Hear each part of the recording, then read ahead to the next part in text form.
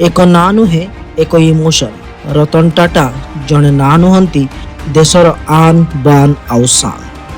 ରତନ ଟାଟାକୁ କାହିଁକି ଝୁରୁଛନ୍ତି ଲୋକେ? ରତନ ଟାଟାଙ୍କୁ କାହିଁକି ଲୋକ ଭଲ ପାଉଛନ୍ତି? ରତନ ଟାଟା କାହିଁକି ଏତେ ପ୍ରସିଦ୍ଧି ଲାଭ କଲେ? ଟାଟା ଗ୍ରୁପ ଅଫ୍ କମ୍ପାନୀରେ ରତନ ଟାଟାଙ୍କର କାହିଁକି ରହିଲା ଏତେ ପ୍ରସିଦ୍ଧି? ଆସନ୍ତୁ ଜାଣିବା ଏହି ରିପୋର୍ଟରେ। ଭିନ୍ନ ଭିନ୍ନ ସମୟରେ ଭିନ୍ନ ଭିନ୍ନ ଲିଡରଙ୍କୁ ପାଇଛି। 1868ରେ ଜମଶେଦଜୀ ଟାଟା, 1904ରେ ଦୋରାବଜୀ ଟାଟା, 1925ରେ JRD ଟାଟା, 1991ରେ ରତନ ଟାଟା, 2016ରେ ସାଇରସ୍ ମିସ୍ତ୍ରୀ ଏବଂ 2017ରେ ନଟରଞ୍ଜନ ଚନ୍ଦ୍ର ଶେଖର। 1991ରୁ 2012 ପର୍ଯ୍ୟନ୍ତ ରତନ ଟାଟା କରିଥିଲେ ଟାଟା ଗ୍ରୁପରେ ଯୁଗାନ୍ତକାରୀ ପରିବର୍ତ୍ତନ। ତାଙ୍କର ଫିୟରଲେସ୍ ଡିସିସନ୍, ଫ୍ୟୁଚର ଭିଜନ, ସାଧାରଣ ଜନତାଙ୍କ ପାଇଁ କିଛି କରିବାର ଇଚ୍ଛାଶକ୍ତି ତଥା ଦେଶପ୍ରେମର ଭାବନା 21 ବର୍ଷର ଅବଧିରେ ଟାଟା ଗ୍ରୁପ ପାଇଁ ଆଣିଥିଲା ଅସୀମ ସଫଳତା। ଜାଣିଥିବେ, ଖାଦ୍ୟରେ ଟାଟା, ଚାହାରେ ଟାଟା, ଗାଡ଼ି ବି ଟାଟା, ଟିଭି ଟାଟା, ଔଷଧ Tata, Tanush jewellery, air India, ନିଯୁକ୍ତିରୁ ନେଇ ପ୍ରଯୁକ୍ତି ପର୍ଯ୍ୟନ୍ତ ସବୁରେ ଟାଟା। ଘରେ ଘରେ ଟାଟା ଆଉ ସବୁରି ହୃଦୟରେ ରତନ ଟାଟା। ତ ଜାଣିବା ରତନ ଟାଟାଙ୍କର ସଫଳତାର ଗାଥା। 1937ରେ ରତନ ନୋବେଲ ଟାଟାଙ୍କର ଜନ୍ମ। ସେ ଟାଟା ଗ୍ରୁପର ପୋଷ୍ୟପୁତ୍ର ନୋବେଲ ଟାଟାଙ୍କର ସୁପୁତ୍ର ଥିଲେ। ତାଙ୍କ ଭାଇ ଥିଲେ ଜିମି ଟାଟା ଓ ତାଙ୍କର ସାବତ ଭାଇ ଥିଲେ ନୋଏଲ ଟାଟା। କମ୍ ବୟସରେ ନିଜ ମାଙ୍କୁ ହରାଇବା ପରେ ବାପା ଓ ସାବତ ମାଙ୍କ ସହିତ ରହିନଥିଲେ ରତନ ଟାଟା। ନିଜ ଜେଜେମାଙ୍କ ସହିତ ରହି ବମ୍ବେରେ କ୍ୟାଥେଡ୍ରାଲ ସ୍କୁଲରେ ଏବଂ ଜନ୍ କେନନ ସ୍କୁଲରେ ନିଜର ସ୍କୁଲ ପାଠକୁ ସମାପ୍ତ କରିଥିଲେ। ମସିହାରେ ନିଜ ଜେଜେମାଙ୍କୁ ଛାଡ଼ି ୟୁଏସ୍ର କର୍ଣ୍ଣେଲ ସ୍କୁଲରେ ବିଟେକ୍ କରିବା ପାଇଁ ଯାଇଥିଲେ ରତନ ଟାଟା। ସେ ଆର୍କିଟେକ୍ଚରରେ 1962 ମସିହାରେ ବିଟେକ୍ ପାସ୍ କରିଥିଲେ। ରତନ ଟାଟା ହେବା ଏତେ ସହଜ ନଥିଲା। ଟାଟା ଗ୍ରୁପ ଓ ସନ୍ସରେ ରତନ ଟାଟା ଏକ ପୋଷ୍ୟପୁତ୍ରର ସନ୍ତାନ ଥିଲେ। ତେଣୁ ଟାଟା ଗ୍ରୁପରେ ସକ୍ସେସର ହିସାବରେ ଆସିବାର ତାଙ୍କର କୌଣସି ସୁଯୋଗ ନଥିଲା, ନା ତାଙ୍କର କୌଣସି ଇଚ୍ଛା ଥିଲା। 1962 ମସିହାରେ IBMରେ ଜଏନ୍ କରିବା ପାଇଁ ପ୍ରସ୍ତାବ ପାଇଥିଲେ ରତନ ଟାଟା। ନିଜେ କିଛି କରି ଦେଖାଇବାର ଜୁନୁନ ଥିଲା ତାଙ୍କର। କୌଣସି ଫିଲ୍ମର କାହାଣୀଠାରୁ କମ୍ ନଥିଲା ତାଙ୍କର କାହାଣୀ। 1962 ମସିହାରେ ଲଣ୍ଡନରେ ଚାକିରି କରି ସେଟେଲ ହୋଇଯିବାର ଇଚ୍ଛା ଥିଲା ରତନ ଟାଟାଙ୍କର। ସେହି ବର୍ଷ ଗଭୀର ପ୍ରେମ ହୁଏ ଏବଂ ବିବାହ କରିବାର ନିଷ୍ପତ୍ତି ମଧ୍ୟ ନିଅନ୍ତି ରତନ ଟାଟା। ଜୀବନରେ ସବୁକିଛି ଠିକ୍ଠାକ୍ ଚାଲୁଥିଲା ଏବଂ ସୁରୁଖୁରୁରେ ଚାଲୁଥିଲା। କିନ୍ତୁ ହଠାତ୍ ଜେଜେମାଙ୍କର ଦେହ ଖରାପର ଖବର ପାଇଥିଲେ ରତନ ଟାଟା ଏବଂ ଭାରତକୁ ଫେରିଯିବାର ନିଷ୍ପତ୍ତି ନେଲେ। ନିଜ ପ୍ରେମିକା ବା ଭାବି ପତ୍ନୀଙ୍କୁ ପ୍ରସ୍ତାବ ଦେଲେ ଭାରତ ଫେରିଯିବା ପାଇଁ। କିନ୍ତୁ 1962ରେ ଇଣ୍ଡୋ ଚାଇନା ଯୁଦ୍ଧ ପାଇଁ ତାଙ୍କ ପ୍ରେମିକାଙ୍କର ପରିବାର ତାଙ୍କୁ ଭାରତ ଛାଡ଼ିନଥିଲେ। ଏକା ଭାରତ ଫେରିଥିଲେ ରତନ ଟାଟା। ଜେଜେମାଙ୍କୁ ଭେଟି ନିଜର କର୍ତ୍ତବ୍ୟ ସମ୍ପାଦନ କଲେ। ହେଲେ ଖବର ପାଇଲେ ତାଙ୍କର ପ୍ରେମିକା ବିବାହ 25 ବର୍ଷର ଯୁବକ ଭାଙ୍ଗି ଯାଇନଥିଲେ, ବରଂ ଆହୁରି ଶକ୍ତ ଓ ମଜବୁତ ହୋଇଯାଇଥିଲେ। 1963 ମସିହାରେ 26 ବର୍ଷ ବୟସରେ ରତନ ଟାଟା ଜଏନ୍ କଲେ ଟାଟା ମୋଟର୍ସ। 6 ମାସ ଟାଟା ମୋଟର୍ସରେ କାର୍ଯ୍ୟ କଲା ପରେ 1963ରେ ପୁଣି 6 ମାସ ପାଇଁ ସେ କାମ କଲେ ଟାଟା ଷ୍ଟିଲ୍ସରେ, ଯାହାକୁ ଆମେ ଟାଟା ଟିସ୍କୋ ଭାବରେ ଜାଣିଛୁ। 1969 ମସିହାରେ ଟାଟା ଗ୍ରୁପର ପ୍ରତିନିଧିତ୍ୱ କଲେ ଅଷ୍ଟ୍ରେଲିଆରେ ରତନ ଟାଟା। 1970ରେ ଟାଟା କନସଲଟେନ୍ସି ସର୍ଭିସେସ୍ ବା TCSରେ ଯୋଗଦାନ କଲେ ରତନ ଟାଟା। 1971 ମସିହାରେ ନେଲ୍କୋରେ JRD ଟାଟା ତାଙ୍କୁ ଡାଇରେକ୍ଟର ଭାବରେ କଲେ। କ୍ଷତିରେ ଚାଲୁଥିବା ନେଲ୍କୋକୁ ରତନ ଟାଟା ପୁଣି ଥରେ ପୁନରୁଦ୍ଧାର କଲେ। ସେଥିରେ ଲାଭ ଆସିବା ଆରମ୍ଭ ହେଲା। ଯେଉଁ ତାଙ୍କର କ୍ଷମତାକୁ JRD ଟାଟା ଉପଲବ୍ଧି କଲେ ଏବଂ ଜାଣିଲେ କି ନାଇଁ ରତନ ଟାଟାଙ୍କ ଭିତରେ କିଛି ଏକ ସ୍ୱତନ୍ତ୍ର ଗୁଣ ରହିଛି। 1971 ମସିହାରେ ଟାଟା ସନ୍ସର ନିର୍ଦ୍ଦେଶକ ହେଲେ ରତନ ଟାଟା। ଟାଟା ସନ୍ସ ଯାହାକି ଟାଟା ଗ୍ରୁପ୍ସର ପ୍ରିନ୍ସିପାଲ କମ୍ପାନୀ ଅଟେ। 1975 ମସିହାରେ ମ୍ୟାନେଜମେଣ୍ଟ ପାଠର ଆବଶ୍ୟକତା ଜାଣି ହାୱାର୍ଡ ବିଜନେସ୍ ସ୍କୁଲରୁ ମ୍ୟାନେଜମେଣ୍ଟ ପାଠ ପଢ଼ି ଆସିଲେ ରତନ ଟାଟା। 1981 ମସିହାରେ ଟାଟା ଇଣ୍ଡଷ୍ଟ୍ରିଜରେ ଡାଇରେକ୍ଟର ଭାବରେ ଯୋଗଦାନ କଲେ ରତନ ଟାଟା। 1983 ମସିହାରେ ହର ଘର କା ନମକ ଟାଟା ନମକ ବା ଟାଟା ସଲ୍ଟର ଉଦ୍ଭାବନ କଲେ ରତନ ଟାଟା। 1986ରେ ଏୟାର ଇଣ୍ଡିଆର ଚେୟାରମ୍ୟାନ୍ ହେଲେ। 91 ମସିହାରେ ବିଧିବଦ୍ଧ ଭାବରେ ଏବଂ ଅଫିସିଆଲି ଟାଟା ଗ୍ରୁପ୍ସର ଚେୟାରମ୍ୟାନ୍ ହୁଅନ୍ତି ରତନ ଟାଟା। ପାଖରୁ ସୃଷ୍ଟି ହୁଏ ଏକ କିମ୍ବଦନ୍ତୀ ପୁରୁଷଙ୍କର ସଫଳତାର କାହାଣୀ। ପଦ୍ମବିଭୂଷଣ ଭାରତରତ୍ନ ଜେ.ଆର୍.ଡି. ଟାଟା କେମିତି ବା ଚିହ୍ନି ପାରିନଥାନ୍ତେ ଆଉ ଏକ ଭାରତ ରତ୍ନଙ୍କୁ। ତେଣୁକରି 91ରୁ 2012 ପର୍ଯ୍ୟନ୍ତ ଏକ ସ୍ୱର୍ଣ୍ଣିମ ଯୁଗ ଟାଟା ଗ୍ରୁପ୍ସରେ ନେଇ ଆସିଥିଲେ ରତନ ଟାଟା। 91 ମସିହାରେ ଜେ.ଆର୍.ଡି. ଟାଟାଙ୍କ ଦ୍ୱାରା 95ଟି କମ୍ପାନୀ ଭିନ୍ନ ଭିନ୍ନ ଶୈଳୀରେ କାମ କରୁଥିଲେ। 91 ମସିହାରେ ଜେ.ଆର୍.ଡି. ଟାଟା କେବଳ ଭାରତରେ ହିଁ ବେପାରକୁ ବୃଦ୍ଧି କରୁଥିଲେ। 1991 ମସିହାରେ ଜେ.ଆର୍.ଡି. ଟାଟା ଗ୍ରୁପର ରେଭିନ୍ୟୁକୁ 14,000 କୋଟି ଟଙ୍କାରେ ପହଞ୍ଚାଇଥିଲେ ଏବଂ ମାର୍କେଟ କ୍ୟାପିଟାଲାଇଜେସନ୍ 30,000 କୋଟି ଟଙ୍କାରେ ପହଞ୍ଚିଥିଲା। 1991ରେ ଟାଟା ଗ୍ରୁପ ଚେୟାରମ୍ୟାନ୍ ହେବା ପରେ ରତନ ଟାଟାଙ୍କୁ ବହୁତ ଗୁଡ଼ାଏ ଚ୍ୟାଲେଞ୍ଜେସର ସାମ୍ନା କରିବାକୁ ପଡ଼ିଥିଲା। ଏତେ ସହଜ ନଥିଲା ରତନ ଟାଟାଙ୍କର ସେଇ କାର୍ଯ୍ୟର ଯାତ୍ରା। ପ୍ରଥମେ ଆରମ୍ଭ ହେବା ମାତ୍ରେ ତାଙ୍କୁ ବିଭିନ୍ନ ପ୍ରକାରର ଅସୁବିଧାକୁ ସମ୍ମୁଖୀନ କରିବାକୁ ପଡ଼ିଥିଲା। କେଉଁଠି ଭିନ୍ନ ଭିନ୍ନ ଲିଡର୍ସ ମାନେ ତାଙ୍କୁ ଆଘାତ ପହଞ୍ଚାଇବା ପାଇଁ ଚେଷ୍ଟା କଲେ ତ ପୁଣି କେଉଁଠି ଲେବର ୟୁନିୟନର ଷ୍ଟ୍ରାଇକ୍ ମଧ୍ୟ ଏବଂ ବିଭିନ୍ନ ପ୍ରକାର ମନ୍ତ୍ରଣାର ଶିକାର ହେବାକୁ ପଡ଼ିଲା। ତାଙ୍କ ସମୟରେ ଅନେକ କମ୍ପାନୀ ଲାଭ କରୁନଥିଲେ ଏବଂ ନିଜ ନିଜର ବୁଦ୍ଧି ଅନୁସାରେ ତାଙ୍କର କ୍ଷମତାରେ ଥିବା ଅଧିକାରୀମାନେ କାର୍ଯ୍ୟ କରୁଥିଲେ, ଯେଉଁମାନେ କି ରତନ ଟାଟାଙ୍କର ଜଏନିଂ କରିବାର 6 ବର୍ଷ ଭିତରେ ରେଜିଗ୍ନେସନ୍ ଦେଲେ ଏବଂ ସମସ୍ତଙ୍କୁ ଏକ ଛାତ ତଳକୁ ନେଇ ଆସିଲେ ଟାଟା ଗ୍ରୁପର ନୂତନ ଭାବରେ ଥିବା ଚେୟାରମ୍ୟାନ୍ ରତନ ଟାଟା ଏବଂ ସମସ୍ତଙ୍କୁ ସେଣ୍ଟ୍ରାଲାଇଜ୍ କରାଇଲେ ଏବଂ ସବୁକିଛି ଟେକ୍ନୋଲୋଜି ମାଧ୍ୟମରେ ସମ୍ଭବ ହେବ ବୋଲି ସିଏ ଜଣାଇଥିଲେ ଏବଂ ତାପରେ ଆରମ୍ଭ ହୋଇଯାଏ ତାଙ୍କର ବିଶେଷ ପଦକ୍ଷେପ। ସେ ପ୍ରଥମେ ଚିନ୍ତା କଲେ ପ୍ରଯୁକ୍ତି ବିଜ୍ଞାନ କେମିତି ଭାରତବର୍ଷରେ ସର୍ବ ଆଦୃତ ହେବ। ସେ ଚିନ୍ତା କଲେ କି ଅଟୋମୋବାଇଲ୍ସ କ୍ଷେତ୍ରରେ କେମିତି ଏକ ପରିବର୍ତ୍ତନ ଆସିବ। ସେ ଚିନ୍ତା କଲେ କି କେମିତି ଯାଇ ଟାଟା ଗ୍ରୁପ ନିଜେ ଏକ ଅସ୍ତିତ୍ୱ ଜାହିର କରିବ। ଭାରତର କମ୍ପାନୀ ହେଇ ବିଦେଶରେ କେମିତି ବହୁତ କ୍ଷମତା ଅର୍ଜନ କରିବ। ତେଣୁ ସେହି ଦିଗରେ କାର୍ଯ୍ୟ କରିବା ପାଇଁ ଭିଜନାରୀ ରତନ ଟାଟା ଏକ ଭିନ୍ନ ମୋଡ଼ରେ ଭିନ୍ନ ଚିନ୍ତାଧାରାରେ କାର୍ଯ୍ୟ କରିବା ଆରମ୍ଭ କରନ୍ତି।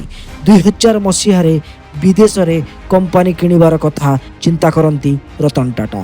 ସମାଲୋଚନାର ଶିକାର ହୁଅନ୍ତି, କିନ୍ତୁ ନିଜର ଚିନ୍ତାଧାରା ଏବଂ ନିର୍ଣ୍ଣୟକୁ ସେ ପଛକୁ ନ ଦେଇ ସବୁବେଳେ ସେଥିରେ ଠିକ୍ ରହିବାକୁ ଚେଷ୍ଟା କରନ୍ତି।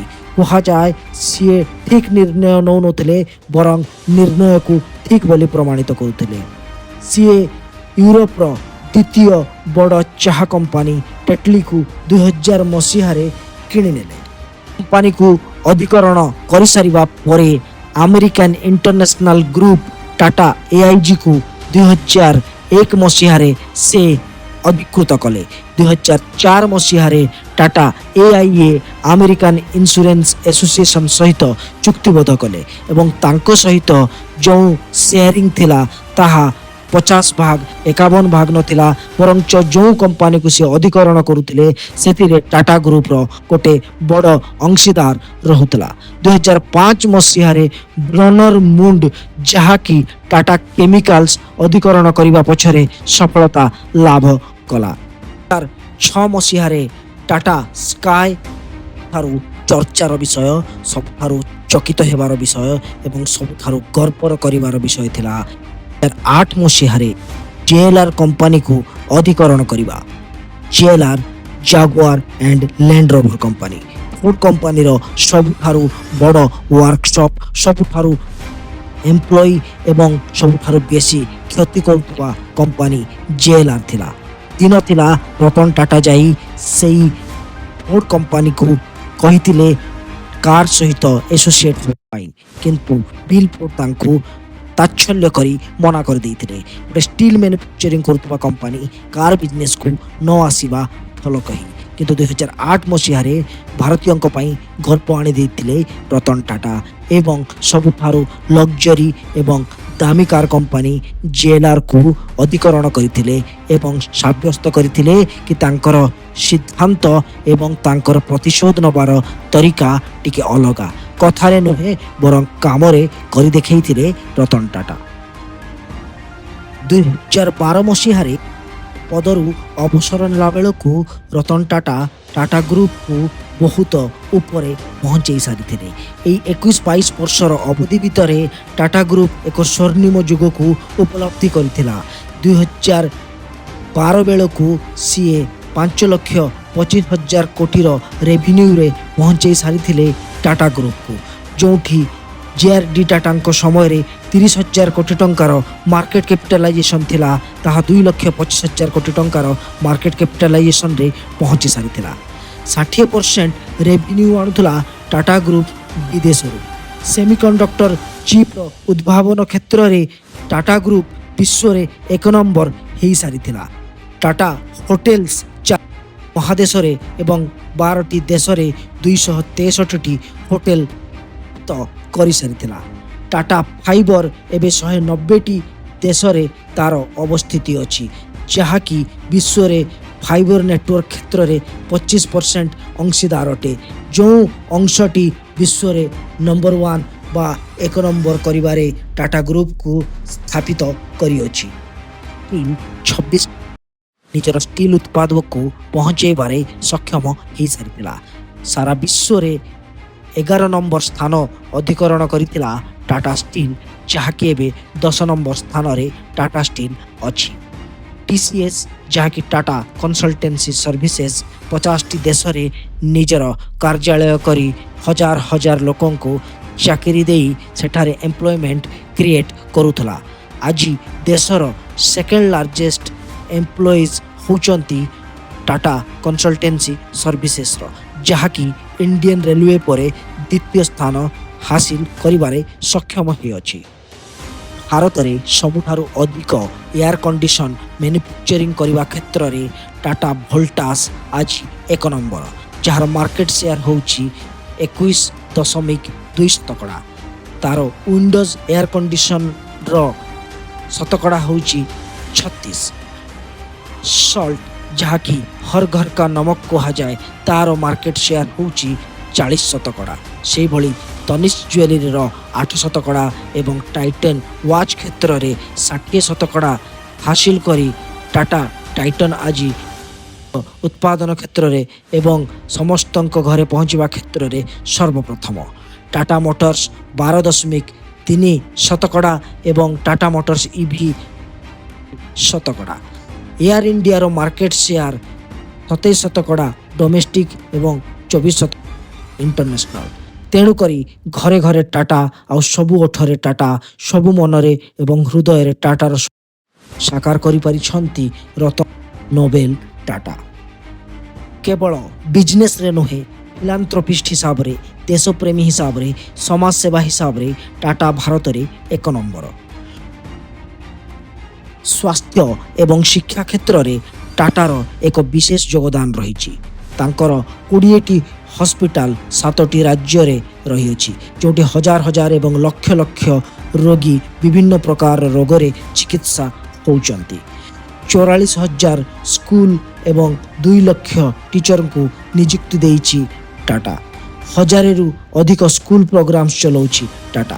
ପ୍ରତ୍ୟେକ ବର୍ଷ 456 କୋଟି ଟଙ୍କାର ଯୋଗଦାନ କରୁଛି ଟାଟା ଟ୍ରଷ୍ଟ। ଜମଶେଦଜୀ ଟାଟା ଏବଂ JRD ଟାଟା ଏବଂ ରତନ ଟାଟାଙ୍କ ଅମଳରେ ପ୍ରାୟ $102 ବିଲିୟନ ଦେଇଛି ଗ୍ରୁପ, ଯାହାକି ସାରା ବିଶ୍ୱରେ 1 ନମ୍ବର। ବିଶ୍ୱରେ ଯେତେ ବି କମ୍ପାନୀ ଅଛନ୍ତି ସବୁଠାରୁ ଅଧିକ ଚ୍ୟାରିଟି କରୁଛି ଟାଟା ଗ୍ରୁପ।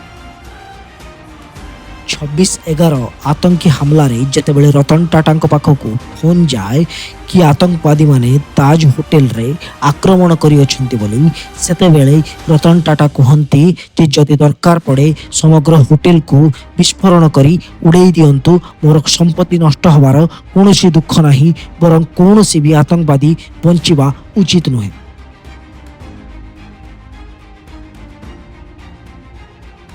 ନିଜର ସମ୍ପତ୍ତି ଠାରୁ, ନିଜର ବେପାର ଠାରୁ ନିଜର ଦେଶକୁ ଭଲ ପାଇବାର ଆଉ ଏକ ଉଦାହରଣ ପେଶ କରନ୍ତି ରତନ ଟାଟା। ନିଜ ହୃଦୟର ପରିଚୟ ଦେଇ ରତନ ଟାଟା ସୃଷ୍ଟି କରନ୍ତି ତାଜ ପବ୍ଲିକ ସର୍ଭିସ ୱେଲଫେୟାର ଟ୍ରଷ୍ଟ। ସେହି ଟ୍ରଷ୍ଟ ମାଧ୍ୟମରେ ସମଗ୍ର କର୍ମଚାରୀ ଏବଂ ରାସ୍ତାରେ ଯାଉଥିବା କୌଣସି ପଥିକ ବା ଅଜଣା ବ୍ୟକ୍ତି ମଧ୍ୟ ଯଦି କ୍ୟାମେରା ସଦୃଶରେ ଆସିଥାଏ ଏବଂ ତା'ର କୌଣସି କ୍ଷତି ହେଇଥାଏ, ତା'ର ମଧ୍ୟ ଜୀବନ ସାରାର ଭରଣ ପୋଷଣ ଏବଂ ତା'ର ସମଗ୍ର ଜୀବନ ସାରା ପର୍ଯ୍ୟନ୍ତ କୌଣସି ବି ପ୍ରକାର ଆର୍ଥିକ ସହାୟତା ଦେବାକୁ ଆଗେଇ ଆସନ୍ତି ରତନ ଟାଟା। ସେହିଭଳି ତାଜ ଗ୍ରୁପ ସାଇଡ଼ରେ ଥିବା ସମସ୍ତ ଭେଣ୍ଡରମାନଙ୍କୁ ମଧ୍ୟ, ଯାହାର ତା ସହିତ କୌଣସି ସମ୍ପର୍କ ନାହିଁ, ତାଙ୍କର ମଧ୍ୟ ଶିକ୍ଷା ଏବଂ ଅର୍ଥର ସାହାଯ୍ୟ ନିମନ୍ତେ ଆଗେଇ ଆସନ୍ତି ତାଜ ପବ୍ଲିକ ସର୍ଭିସ ୱେଲଫେୟାର ଟ୍ରଷ୍ଟ। ନିଜ ଜୀବନ କାଳ ଭିତରେ ସିଏ 9,000 କୋଟି ଟଙ୍କା ବା 1.2 ବିଲିୟନର ଯୋଗଦାନ କରିଥିଲେ ରତନ ଟାଟା। ବେବାକ୍ ନିଜର କଥାବାର୍ତ୍ତା ଏବଂ ଦେଶକୁ ଆଗରେ ରଖି ନିଜକୁ ପଛରେ ରଖିବାର ତାଙ୍କର ଯେଉଁ ଚିନ୍ତାଧାରା ଥିଲା, ତାହା ଅନ୍ୟମାନଙ୍କ ଠାରୁ ତାଙ୍କୁ ଭିନ୍ନ କରି ଛିଡ଼ା କରୁଥିଲା। ଦେଶପ୍ରେମର ଆଉ ଏକ ଉଦାହରଣ ଦେଇଥିଲେ ରତନ ଟାଟା। ଯେତେବେଳେ ତାଙ୍କୁ ପଚରାଯାଇଥିଲା କି ଦେଶରେ ଯଦି କୌଣସି ବିଷମ ପରିସ୍ଥିତି ଆସେ ତାହେଲେ ଟାଟା ଗ୍ରୁପ କ'ଣ କରିପାରିବ, ସେ ସମୟରେ ରତନ ଟାଟା କହିଥିଲେ କି ଯଦି ଦେଶରେ ସେମିତି କୌଣସି ପରିସ୍ଥିତି ଉପୁଜେ ଏବଂ ଟାଟା ଗ୍ରୁପରେ ତାଙ୍କର ଯାହା ବି ସମ୍ପତ୍ତି ଅଛି ତାକୁ ଦେବା ପାଇଁ ପଡ଼େ, ତେବେ ସେ ବିନା କୌଣସି ଦ୍ୱିତୀୟ ଚିନ୍ତାରେ ତାକୁ ଦେଇଦେବେ ବୋଲି କହିଥିଲେ। ରତନ ନୋବେଲ ଟାଟା, ଯାହାଙ୍କ ନାମରେ ରତ୍ନ ମଧ୍ୟ ଅଛି ଏବଂ ନୋବେଲ ମଧ୍ୟ ଅଛି। ଭାରତ ରତ୍ନ, ଯାହାକି ସର୍ବୋଚ୍ଚ ପୁରସ୍କାର, ତାଙ୍କ ନାଁରେ ଅନ୍ତର୍ନିହିତ। ନୋବେଲ, ଯାହାକି ବିଶ୍ୱର ସର୍ବବୃହତ୍ ପୁରସ୍କାର, ତାହା ମଧ୍ୟ ତାଙ୍କ ନାମରେ ଅନ୍ତର୍ନିହିତ। ତେଣୁ ତାଙ୍କୁ କୌଣସି ବି ପ୍ରକାରର ପୁରସ୍କାରର ଆବଶ୍ୟକତା ନାହିଁ। ଯିଏ ସମସ୍ତଙ୍କ ହୃଦୟରେ ରତ୍ନ ଭଳି ବିରାଜମାନ କରିଛନ୍ତି ରତନ ଟାଟାଙ୍କୁ, ତାଙ୍କର ଏହି ପୁଣ୍ୟତିଥିରେ ଆମ ସମସ୍ତଙ୍କ ତରଫରୁ ଏକ ଭିନ୍ନ ସମ୍ମାନ ଏବଂ ଏକ ସ୍ୱତନ୍ତ୍ର ଜାଗା ଆମେ ଦେଇଅଛୁ। ତାଙ୍କର ଏହି ପୁଣ୍ୟତିଥିରେ ତାଙ୍କ ପ୍ରତି ଏକ ସ୍ୱତନ୍ତ୍ର ଜାଗା ଆମ ହୃଦୟରେ ଆଜୀବନ ରହିବ। ତାଙ୍କୁ ହୃଦୟରୁ ଆମେ ସେଲ୍ୟୁଟ୍ କରୁଛୁ, ପ୍ରଣାମ କରୁଛୁ ଏବଂ ତାଙ୍କ ଭଳି ଜଣେ ଇଣ୍ଡଷ୍ଟ୍ରିଆଲିଷ୍ଟ, ତାଙ୍କ ଭଳି ଜଣେ ବିଶିଷ୍ଟ ମଣିଷ, ଜଣେ ମହାନ ମଣିଷ ଆଉ ଥରେ ଏ ଭାରତବର୍ଷରେ ଜନ୍ମ ହୁଅନ୍ତୁ, ତାହା ଆମେ ନିଶ୍ଚିତ ପ୍ରାର୍ଥନା କରିବୁ। ତେଣୁ ଆମେ ଶେଷରେ କହିବୁ, ପରିଶେଷରେ କହିବୁ, ଆଉ ଥରେ ରତନ